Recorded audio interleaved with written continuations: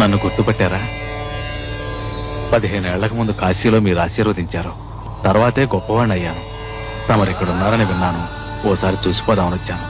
ఈ కానుక స్వీకరించండి. ఏమిటిది?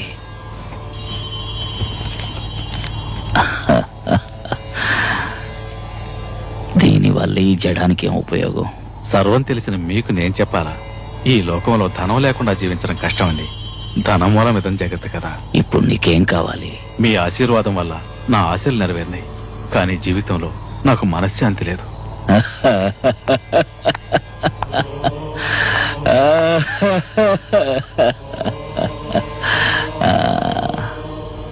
ధనమూలమిదం జగత్తని ఇందాకేగా అన్నావు. శాంతిని కొనుక్కో. ధనమంతా నీ దగ్గరే ఉంటే మనశ్శాంతి ఎలా ఉంటుంది? ఏదో నీకు కావలసినంత ఉంచుకొని మిగిలింది దానం చేస్తే మనశ్శాంతి దక్కుతుంది. డబ్బు దోచుకునేవాడికి ఎప్పుడు మనశ్శాంతి ఉండదు. పుణ్యం దాచుకునేవాడికి ఎప్పుడు అది తోడుగా ఉంటుంది. అవును, పుట్టేటప్పుడు ఏం తీసుకురాలేదు, పోయేప్పుడు తీసుకుపోయేది లేదు. ఇక దేనికయ్యా నీది నాదన్న స్వార్థం? అయ్యయ్యో, వెళ్ళు వెళ్ళు.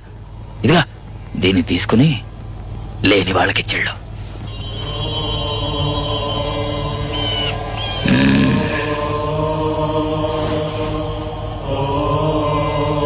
ఎందుకు వచ్చారు? స్వామినా?